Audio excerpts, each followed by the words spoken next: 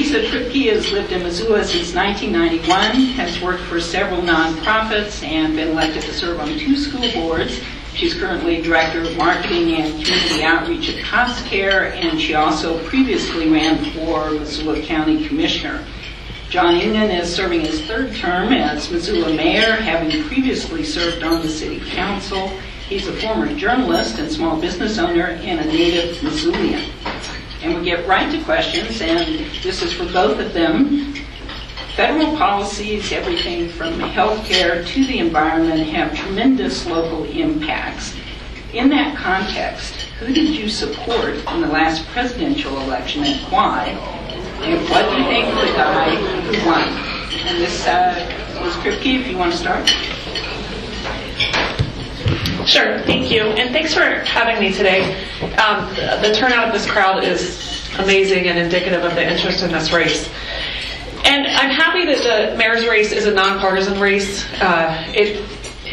The mayor's job is about all of the people of Missoula, not just the left, the right, the Democrats, or the Republicans. And that question's been asked a lot. What I'm going to say is voting is a privacy right, and you can choose to vote who you want to. And I think the ugliness of the last presidential race was so indicative of how it divided the country, local, all the politics. And so I think that because the privacy of voting is kind of what makes everybody be able to be comfortable and vote the way they want, I am middle of the road. I'm fiscally responsible, and that's how I'd like to answer the question. I respect everybody's privacy in that right. I voted for Hillary Clinton. Before that, I voted for Barack Obama, and before I voted for Democrats, I voted for Democrats all my life. Missoula is a very politically active community, and while these are nonpartisan races, the fact of the matter is that the party you identify with helps folks understand your values, and I'm pretty proud of those values, and I'm pretty proud of the values of the city of Missoula. I want to ask a quick follow-up of both of you. Are there federal policies right now that you're most concerned about in terms of how they may impact the community of Missoula?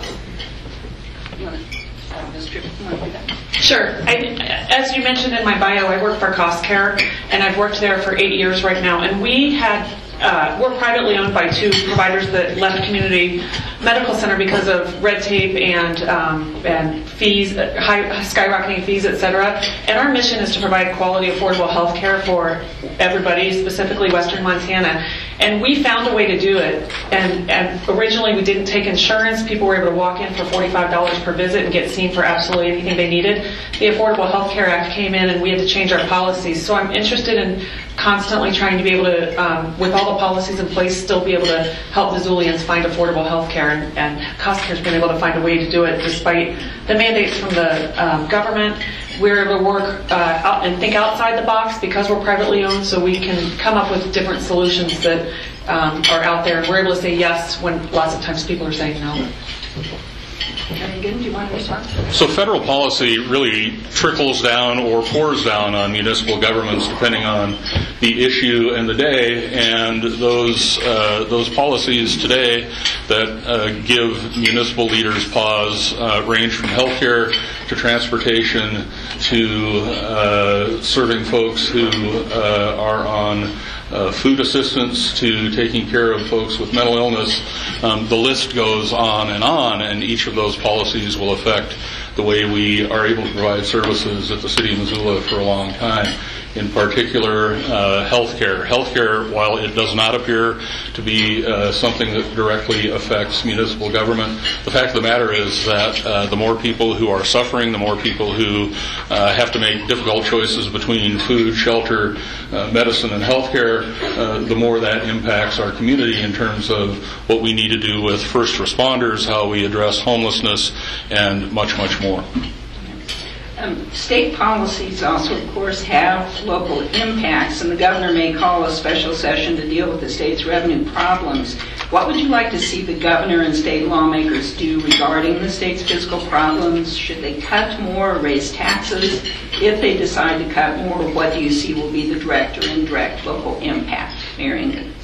So I sit on the board of the Montana League of Cities and Towns, which is basically the trade organization for local governments around the state. And our board voted to send a letter to the governor last week. That letter will suggest to the governor that we need to look at some temporary revenue solutions rather than further cuts. The fact is that cuts, particularly in the mental health arena, will have a direct and challenging impact on local governments, and ultimately we end up paying one way or another. And I would just assume that we figured out ways to address those revenue issues on the state level rather than pass those costs along to local governments and make us do all of the heavy lifting. We believe that there's lots of opportunity there. We believe that the state can turn this around. But currently the cuts that are on the table, particularly 10% across the board cuts, again, all of that trickles down to our community, and we all pay in one way or another. So I read an article in the Missoulian today about a small child in Miles City who has made tremendous progress in some of their capabilities through the use of assistance with the state funds, and those funds may now be cut. And I think that we need to be able to focus on some of the things like mental health and still provide some of those services and come together.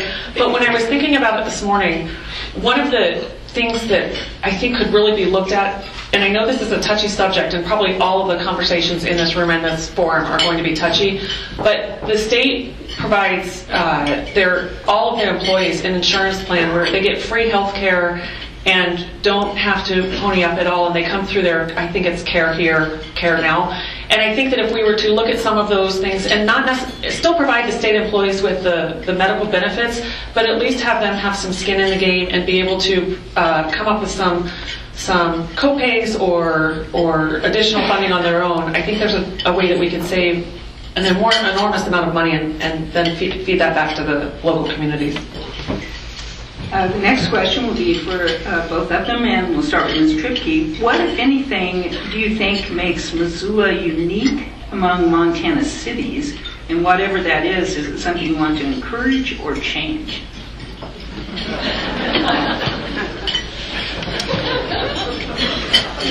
So one of the reasons I'm running is because I'm passionate about Missoula, and I've lived here since 1991, like was mentioned earlier. And I think people live in Missoula for one of two reasons. It's their connection to the land and to the people. And anybody that loves to live here, I think for any of the reasons they say, can be combined under those two reasons. I think we all love the outdoors. We love all the recreational opportunities that Missoula offers. The people here are genuine. Anytime, I'm sure all of you have similar situations, but anytime I have guests come in from out of town, they walk away saying how nice we are and how genuine, and people are out there to help and friendly. And that's not what you get nationwide.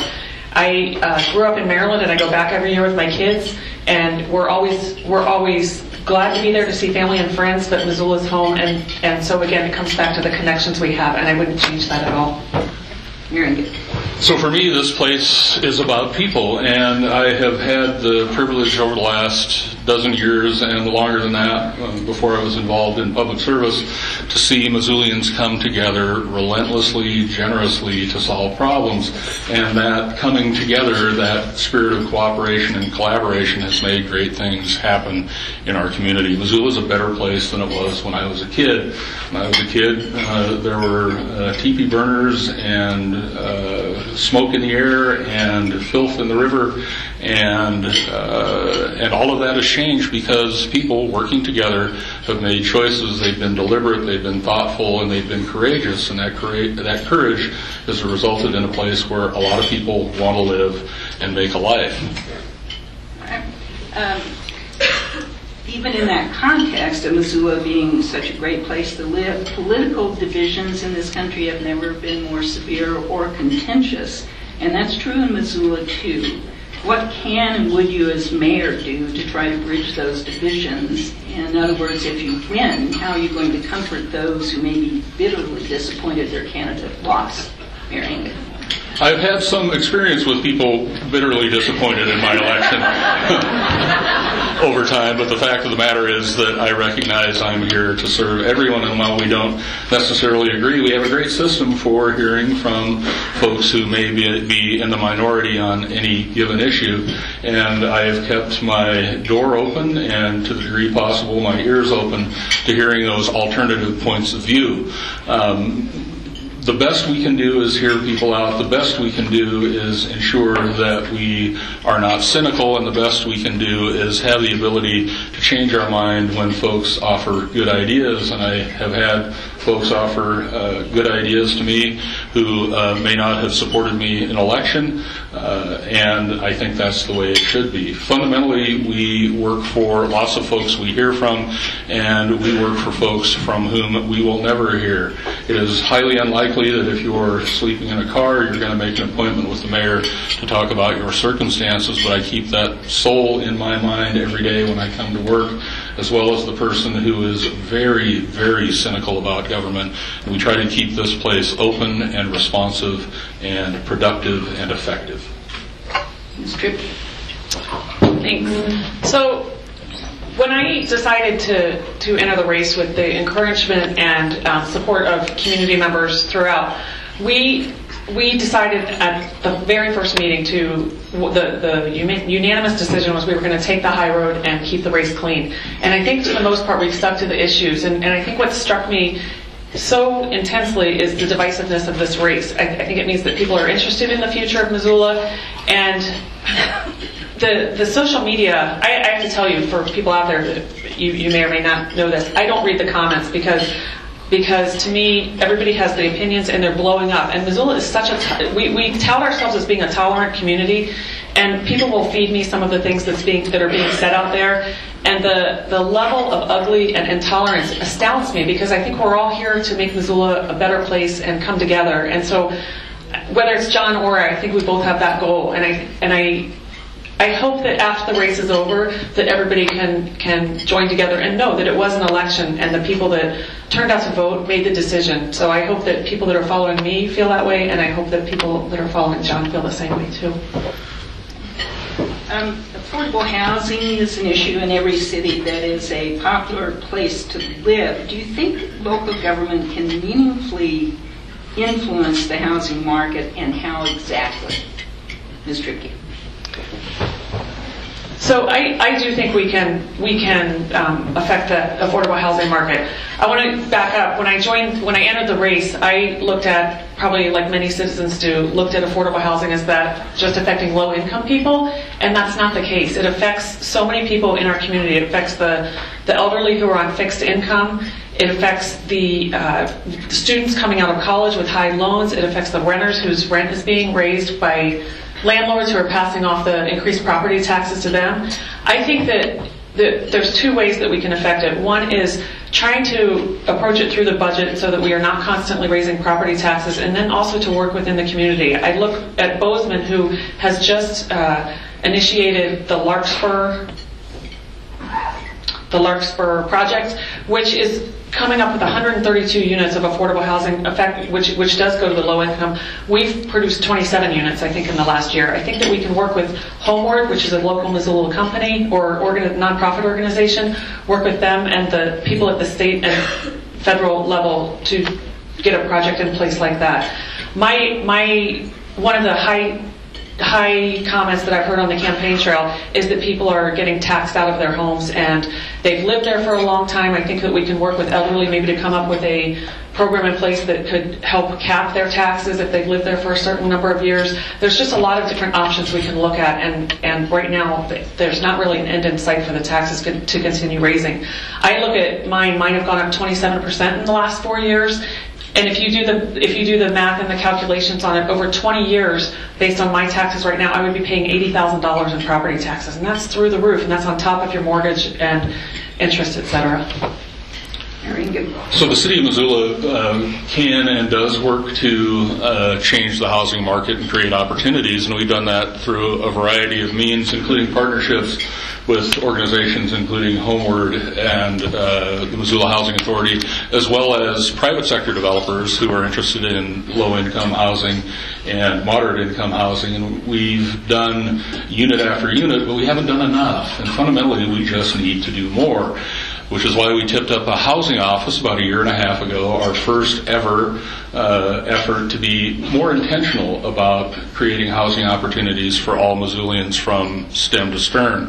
That office is working in cooperation with the Missoula Organization of Realtors on a housing study that we hope will help us understand, not just anecdotally, but factually, what the market needs, what the opportunities are, and how we can begin to close some gaps. And there are a number of tools that we have in place today, and a number of tools that we can apply, not only in terms of policy, but in terms of investment. Our redevelopment agency, our community development block grant programs through the federal government, as well as our home funds through the Department of Housing and Urban Development, can all be applied intentionally, logically, and cooperatively to really move the needle. And our hope is that through policy and direct investment, we can do that and build more than 30 units at a time. We can build hundreds of units at a time based on community need. What is your criteria for when you think an issue should be put to the voters versus decided by the city's elected representatives, meaning the council and mayor? Mayor Engen. The balance is pretty simple for me. That is, there are issues that are of critical importance to the community, and we were elected to do a job. We were elected to guide policy and make decisions and lead. And when those issues are self-evident to me, in the case of, for example, the acquisition of our water system, a fundamental community asset, the stuff of life, there wasn't much question to me whether or not we needed to take that to voters to consider, particularly given the fact that we knew that the system could pay for itself, that it wouldn't be a burden on taxpayers, nor would it be a burden on ratepayers. There are issues that I don't necessarily feel strongly enough about in my gut. And there are issues that have expenses that may or may not appeal to the larger community. And I think in those cases, taking those issues, those values questions to voters is appropriate. I think taking a many $million parks and trails bond to voters is entirely appropriate. I think taking a revenue bond that rebuilds schools is entirely appropriate. But there are lots of decisions that you all hire us to make through another referendum process, and that's called municipal elections. We run on platforms, we make our positions clear, and we move forward. Ms. Triepke. So part of representing the constituents is listening to them and having their input. I do agree with John in that not every decision needs to be taken to the voters, and that we are hired to do a job. However, when your taxes are significantly impacted and there's a decision that's being made that is going to severely impact those taxes, I think there's a minimum dollar amount. I don't know what that is. It could be if it's $1 million, $2 million, etc. But at a certain level, I think we need to be reaching out to the constituents to see what their viewpoint is on significant projects like that. Regarding Mountain Water, I think we were told at one point the expenses for the attorney fees were going to be a reasonable amount, and then everything exponentially increased. And I think at that point, if it's a contentious decision, then probably that should have gone to the voters to see. I think the bridge over Reserve Street is another example of something that people probably wouldn't have decided to fund their money in, especially when there's a school right down the street that a bridge like that would help. The Linda Vista striping is one that comes to mind too. That is an easy way. It doesn't need to necessarily go to a vote, but you can gather with the community and the constituents and listen to their viewpoints rather than moving forward with the project, then listening, and then undoing the project. I think there's waste of resources in that process, and I think if we were to listen to people ahead of time, we would have made a different decision. Aaron, do you want to respond at all to that? Well, if we were to have a referendum, for example, on every $1 million decision that the Missoula City Council makes, we'd have an election every other week, and each one of those elections costs about $80,000. So it would be an expensive and cumbersome process to make decisions. With regard in particular to the bridge that crosses Reserve Street, the fact of the matter is that no one's taxes have increased as a function of that bridge being constructed. The redevelopment agency vetted that project through its board and then through the city council, and there was an extensive design process. So there's lots of opportunity to receive public comment and input as we proceed on many of these projects. And remember, every Monday night, believe it or not, we're listening to you. And we tend to show up and hear what you have to say, and I still have some capacity to change my mind. Ms. Triepke, do you want to respond before we go on? Well, I think that in regards to the city council meetings, we did a tally for the number of votes taken since January 1st this year, and out of 3,250 votes, only 20 were a no vote. So I think some of the decisions are made before you go into the meetings, and that's 0.6% that people are willing, in city council, are willing to stand up and vote against. And I think that we need to be open to listening to the constituents at the meetings and possibly prior. And I've seen different times where there's a 3-minute time limit, and sometimes people are given 5, sometimes people are cut off at 3. And I just think we need to be cognizant of people that are showing up to actually voice their opinion and be able to explain what their needs are. Engen, should Missoula ever consolidate its government, or is the current separate city-county system best? You know, this is a question that's actually brought to voters fairly frequently by my standards. Every 10 years, we have an opportunity as citizens to look at our form of government and change it. And at least once during my experience in public service, voters approved a local government study commission for both the city and the county. Those government study commissions spend a lot of time hearing from a lot of folks about our form of government and how we might alter that form of government, change or proceed based on what we've been doing. Last local government study commission made a couple of recommendations to voters. One was reducing the size of the city council, and much to my chagrin at the time, the size of the city council wasn't reduced. I'm sorry, city council members, I actually love you, but we have kind of the biggest city council in the state, and 12 folks, it turns out, have lots of opinions. So that opportunity presents itself to voters, and there is one consolidated government in a Class A municipality in the state, and that's Butte-Silverbow. I think they've had some success there. What we've heard from voters is they don't have a great deal of interest in consolidating city-county operations. But do you think that would be best? No. Ms. Triepke? Sorry, Yeah. I buried the lead. So Missoula County is so big that to consolidate both the services, I agree, it's probably not the best idea. However, one of the things that we keep hearing on the campaign trail this go-round is there's a lot of people in Missoula County right outside, and the city of Missoula is checkerboarded throughout, but there's quite a few people in Missoula County right outside the limits that have businesses or pay taxes to the city because of businesses that they're interested in, and they don't have a voice in this race. And I think that in terms of that, that's the biggest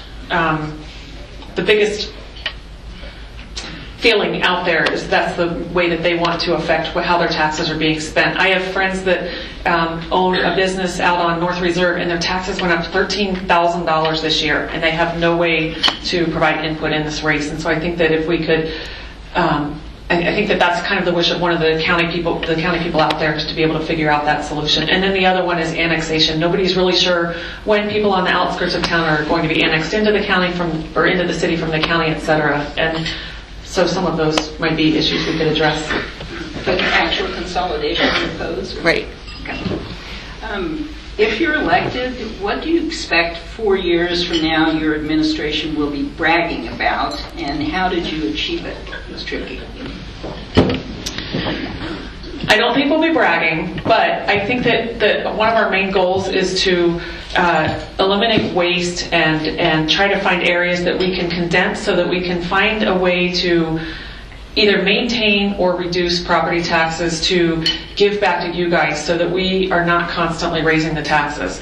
I think that's so important because we want people to be able to afford to stay here. I have 4 kids and they're doing things the right way and they want to come back here and raise their kids, and right now the way and the trajectory we're going, when we've been told taxes will be raised every year, that's not going to be a possibility for them. And I want this to be a place that our kids can raise their families in a safe and financially solvent community and be able to stay here. I am grateful for not having a crystal ball because there's stuff I don't want to know.